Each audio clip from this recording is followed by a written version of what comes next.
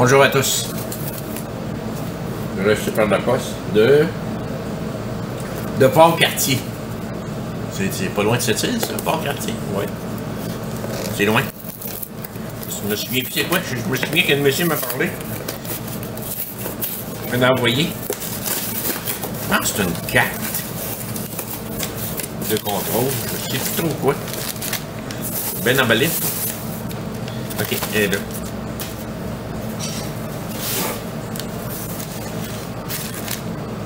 C'est les journaux de la place. Je sais pas.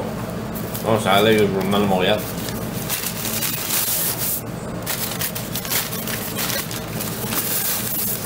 Ah.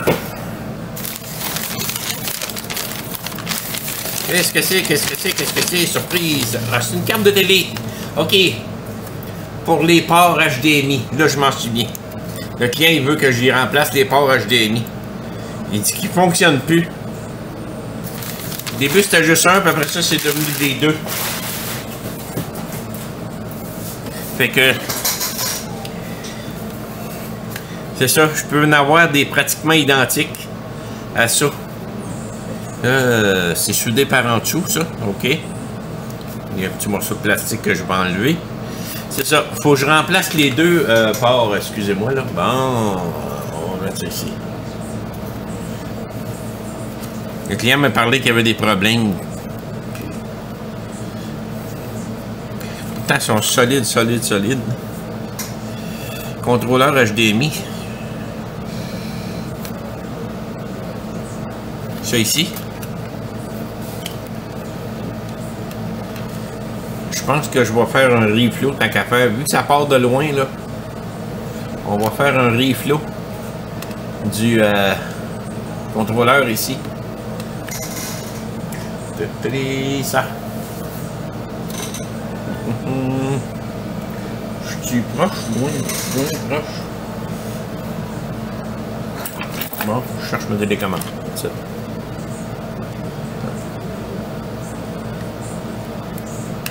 Parce que si on suit les pins ici, ça descend direct des deux ports HDMI. Ouais. Puis, tu sais, si on les regarde, ils sont beaux, là.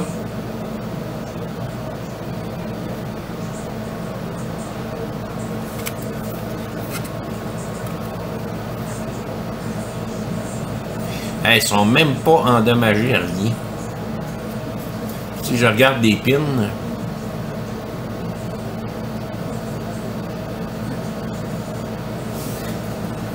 on va essayer d'aller voir ça.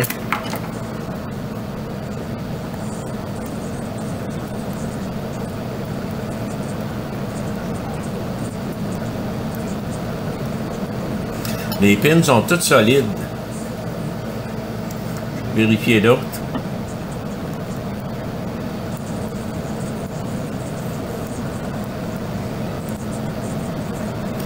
Tout est bien solide.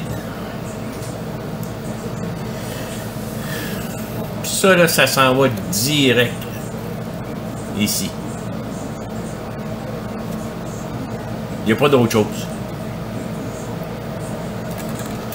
Fait que...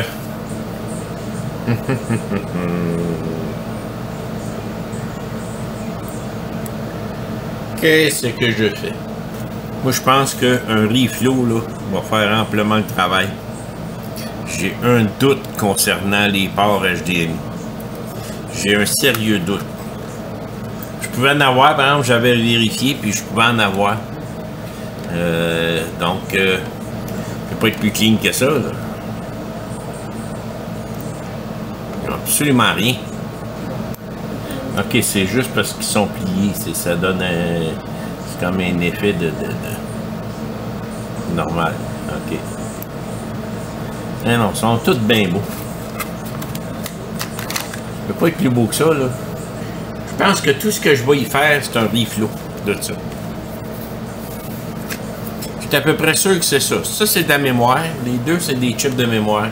Ça me surprendrait qu'il y ait d'autres choses. Ouais, on va y faire un vrai reflow, là. de le faire jusqu'à temps qu'il bouge. Ça fait qu'on va y aller pour un reflow. Déjà prête pour mon chip. J'ai mis des flux dessus. On prend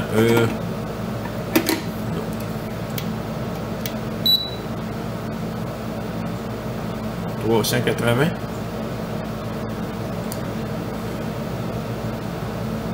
Ouais. 380. La vitesse, je vais le mettre à 100. Ici. Des condensateurs, quelque chose. Non, il n'y a absolument rien. Parfait. On va y aller. On va vous transférer là. Allons-y. Je laisse augmenter la température de mon fer.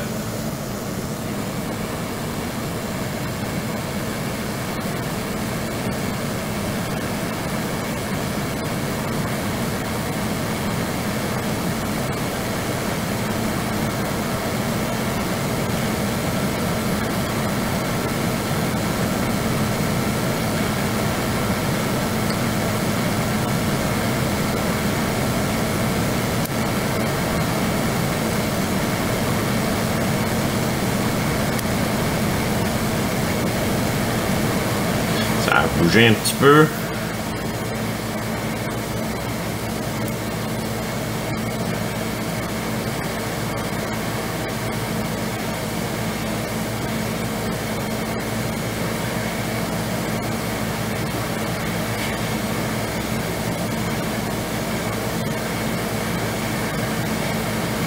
Et voilà. Je l'ai fait bouger un petit peu. Ça prend pas grand chose là. Je pense qu'on va y être là.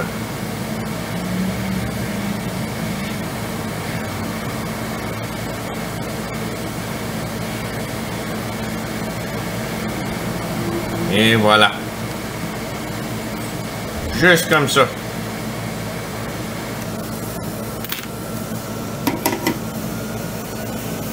Je laisse refroidir ça bien comme il faut. Je suis sûr que c'est juste ça. Quand je fais un reflow comme ça, ce qui arrive, c'est des soudures sans plomb. Hein?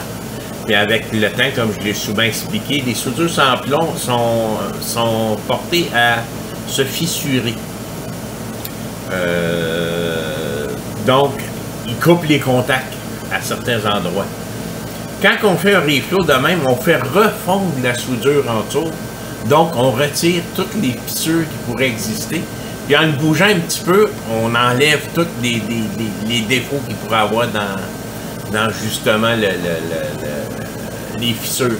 Ça retire tout. C'est sûr que la meilleure façon, c'est de carrément retirer le chip. On appelle ça un rebord.